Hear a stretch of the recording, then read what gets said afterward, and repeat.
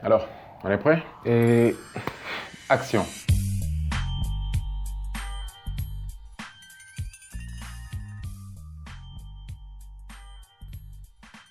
Beaucoup de jeunes que je rencontre qui sont soit au chômage, soit employés, mais dans des situations pas satisfaisantes et qui veulent donc se lancer dans l'entrepreneuriat, ils posent généralement un problème.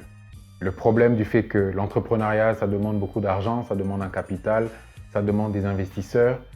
Et d'un côté, ils se plaignent parce que l'État n'aide pas les entrepreneurs, il faut le dire. L'État asphyxie presque les entreprises, surtout les PME, qui sont plus faibles et qui sont moins expérimentées. Et d'un autre côté, tu as les banques, le système bancaire, moi, j'y crois plus du tout.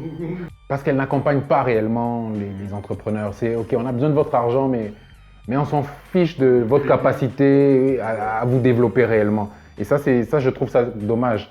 Et donc, la plupart posent le problème du manque de financement, du manque de moyens. Et aujourd'hui, moi, j'ai envie de briser ce mythe-là. Parce que moi, je fais partie de ces entrepreneurs qui ont commencé avec rien et qui continuent de commencer tout ce que je fais avec rien, en partant de rien. C'est-à-dire que c'est un domaine qui est fantastique en soi parce qu'on peut démarrer avec presque rien. Beaucoup vont me dire que l'ordinateur n'est pas rien, il faut déjà l'acheter. Mais par rapport à celui qui doit construire un moteur pour une fusée ou un réacteur nucléaire ou pour quelqu'un qui doit acheter des additifs chimiques pour créer un produit, un médicament, ou l'informaticien commence, c'est comme un poète, j'ai toujours dit. On écrit un poème, c'est le même terme, on écrit un programme, on écrit un code. Donc aujourd'hui, ces entrepreneurs-là, moi je pense qu'avant d'aller dans l'étape de la recherche de financement, doivent d'abord être sûrs d'avoir un produit. La première matière première pour tout entrepreneuriat, pour moi, c'est d'abord l'idée. L'idée, elle est fondatrice. C'est ça qui fonde la base. Quand on a la meilleure idée, même si on ne fait pas beaucoup de marketing, on a beaucoup plus de chances de trouver des financements que celui qui a une mauvaise idée. Je vais prendre l'exemple, l'année dernière, je voyais un rapport sur, c'est un article que je lisais sur les startups américaines qui ont pu lever plus de 100 millions de dollars. Des startups qui avaient des idées, qui ont levé plus de 100 millions de dollars, mais qui ont échoué. Donc, ils se retrouvent en situation où ils ont un financement abondant dans la Silicon Valley, mais les idées n'étant pas bonnes, ils ont échoué. Dans ces pays, comme ils ont un système déjà automatisé, mis en place, des incubateurs, il y a des accélérateurs de start-up, il y a des hubs, il y a des choses comme ça. L'idée se véhicule rapidement et puis on vous aide à construire rapidement. Le financement est là. Néanmoins, on n'a pas dit Facebook. On n'a qu'un seul Facebook, on n'a pas dit Google. Donc, croire que le financement, donc l'argent qui va être injecté dans la société est la garantie de la réussite, c'est faux. Il faut d'abord travailler en amont. L'idée doit être bonne et puis il faut un prototype. Pour moi, je pense qu'on devrait chercher un financement dans un premier temps pour les prototypes. Pour ceux qui sont dans les technologies, les technologies, le NTIC, c'est les prototypes. Bon, bien sûr, dans les NTIC, il y a du matériel réseau, il y a... Pour ceux qui sont dans le software, c'est eux qui ont juste besoin d'un ordinateur et d'un éditeur de texte pour commencer à coder. Pour cela, créer un site internet, c'est une journée, c'est 3 jours. Un site internet peut valoir des milliards. Aujourd'hui, on voit Facebook qui vaut des milliards. Mais c'est des lignes de code, Facebook. Ça a démarré avec des lignes de code. Aujourd'hui, il y a une armée d'ingénieurs qui codent, qui font des mises à jour tous les jours. Mais sachez que le code de base de Facebook, c'est un code ordinaire, que Mark Zuckerberg a écrit tout seul d'ailleurs. Il faut le dire. Il n'avait pas une armée de personnes derrière lui. Le fait qu'il ait rencontré le succès, c'est parce que sa plateforme a été jugée utile pour les gens. C'est-à-dire que l'idée, à la base, c'est celle qui est fondatrice. On rencontre des startups qui, dès qu'ils ont une petite idée, cherchent un financement. Moi, je pense que c'est brouiller les étapes. C'est brouiller les étapes, on franchit, même dans l'économie conventionnelle, quand on franchit beaucoup d'étapes. Là, l'étude de marché, l'étude de la concurrence, tout ça. On passe directement, on veut du financement, on veut... Le financement, c'est quelqu'un qui est en face de vous qui va vous le donner. Il doit, en des termes clairs, comprendre que le projet dont vous êtes porteur va créer des richesses pour lui. C'est un risque qu'il prend. C'est un risque pour vous, c'est un risque pour lui. Il faut arriver à lui expliquer qu'il va gagner de l'argent. Alors, le système bancaire, on en parlera peut-être dans d'autres émissions. Le système bancaire, le système de crédit dans notre pays, il faut dire, moi je me demande si c'est vraiment un système de crédit ou un système de prêt sur gage. Parce qu'ici, quasiment, quand vous sollicitez un crédit dans une institution financière, vous devez mettre une garantie, quasiment mettre vous devez hypothéquer une maison, vous devez, voilà. Est-ce qu'on est sur du prêt sur gage ou sur du crédit? Je ne sais pas. Moi, je prends toujours un exemple simple. Il y a une application qui s'appelle Shazam. C'est une application qui vous permet de reconnaître les titres des chansons. La chanson passe à la radio, le smartphone écoute la chanson et vous donne le titre. Moi, je suis prêt à mettre ma main au feu que je serais venu il y a 20 ans avec cette idée ici, auprès des banques locales et que personne ne m'aurait donné $1. pour investir dedans. Même aujourd'hui. Même aujourd'hui, faisons abstraction du fait que Shazam existe déjà. Je ne pense pas qu'il y a quelqu'un qui aurait mis $1 dans ce projet de Shazam. Mais quand on voit aujourd'hui que ça pèse plusieurs centaines de millions de dollars, on doit se poser la question. Le financement n'existe pas, mais grâce à Internet, revenant encore à l'autoroute de l'information, nous avons la possibilité de mettre en lumière ce que nous savons faire, nos produits, nos services, visibles par quelqu'un qui est à l'autre bout du monde. Nous avons l'artisanat. Moi, j'aime bien donner l'exemple de Wenzabi Keko, qu'on appelle le marché des arts ici.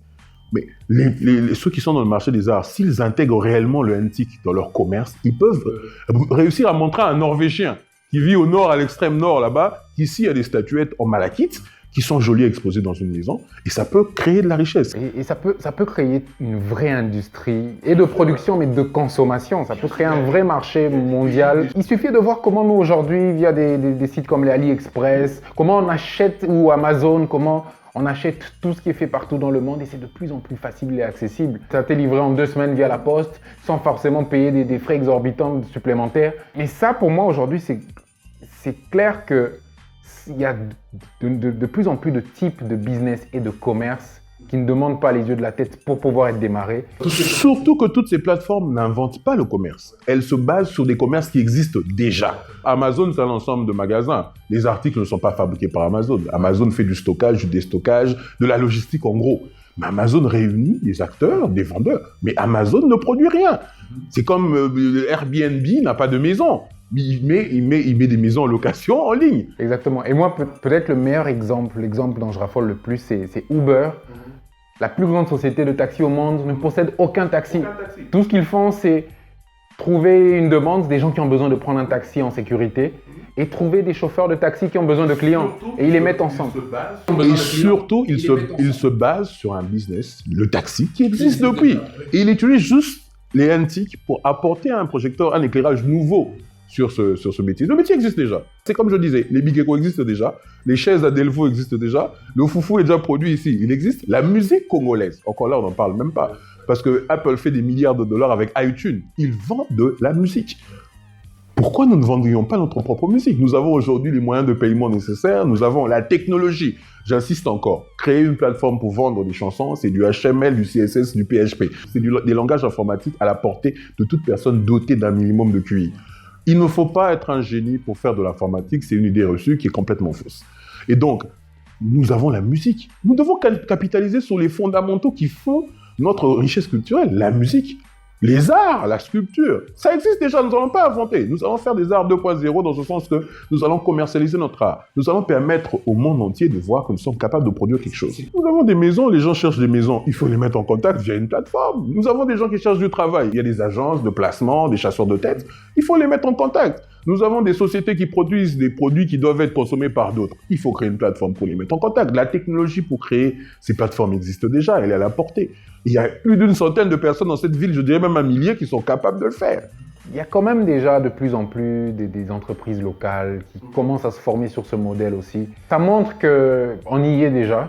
Ça va encore lentement, c'est vrai. Peut-être qu'il n'y a pas encore une vraie industrie de consommation, mais comme tu dis, il y a de plus en plus d'opportunités. Il y a des milliers de jeunes qui peuvent apprendre une compétence Internet ou une compétence qui utilise les antiques et créer de la valeur. Et même là, nous parlons des jeunes.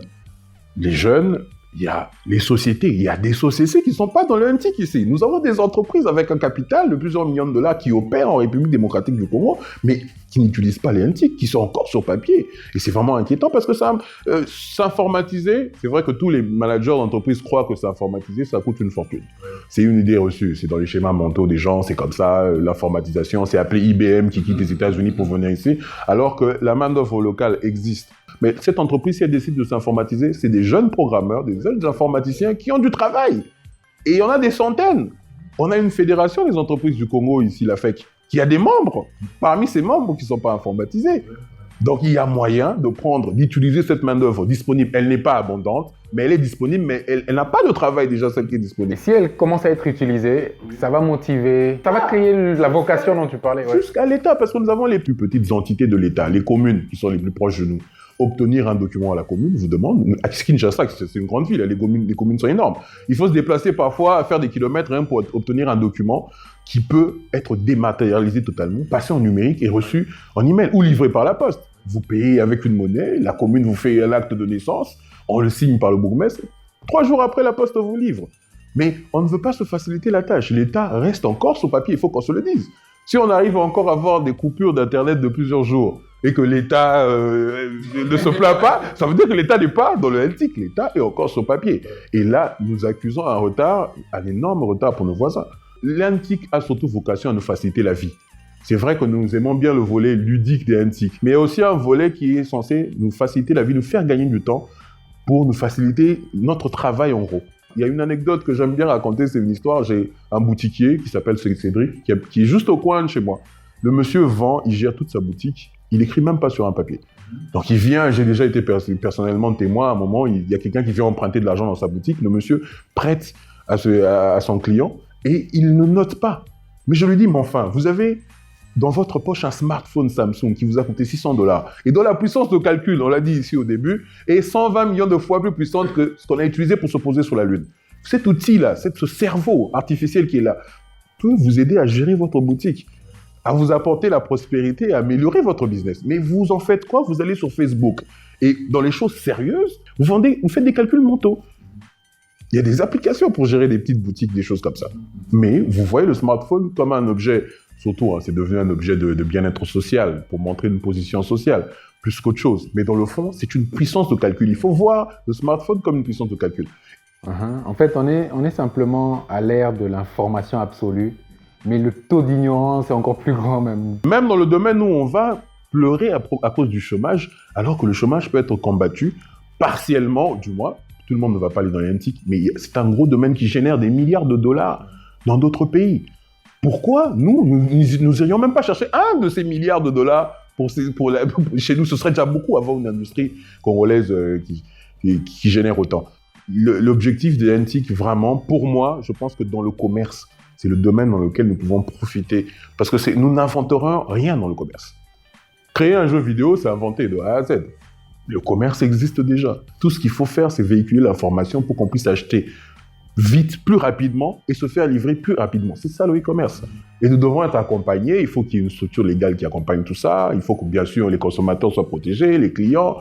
Il faut que l'État, en fait, s'en mêle, quoi. En gros, on revient toujours à l'État, tristement. Donc, le commerce, on peut donner un sérieux coup de pouce dans le commerce de ce pays. Nous produisons du maïs. Il y a des choses que nous produisons. Même si en apparence, même les gens n'ont pas l'information sur ce que nous produisons. Parce qu'ils utilisent mal les NTIC.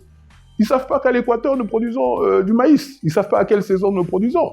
Ils ne savent pas que le foufou vient du Bas-Congo, du Bandundu. Ils ne savent pas qu'on produit de l'huile de palme dans tel coin. Ils ne savent pas que vers Kisangani, là-bas, il y a du poisson en cascade. En fait, le NTIC, cette information ne circule pas encore. Même dans le faible taux de pénétration de 5%, on n'est pas encore réellement connecté. Ça doit devenir une culture. Il faut que les gens soient formés. Et les professionnels du secteur et les consommateurs. Et l'Internet, c'est pas Facebook.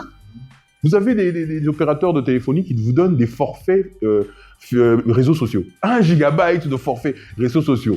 Mais je ne comprends pas. 1 gigabyte, est-ce que vous vous rendez compte qu'à l'époque, nous avions des téléphones où les sonneries pesaient 100 kilooctets. Et aujourd'hui, vous avez un individu qui a 1 giga à dépenser pour Facebook, alors qu'il a une boutique à côté qu'il gère sur un papier. Donc, on est vraiment à fond dans la consommation. Moi, je pense qu'il faut une éducation sur les deux volets, pour les professionnels et pour les consommateurs. À tirer parti. Celui qui utilise une application pour gérer sa boutique, c'est un consommateur. Ce n'est pas un producteur, mais il consomme de manière utile, les produits des nouvelles technologies de l'information et de la consommation. Coupé.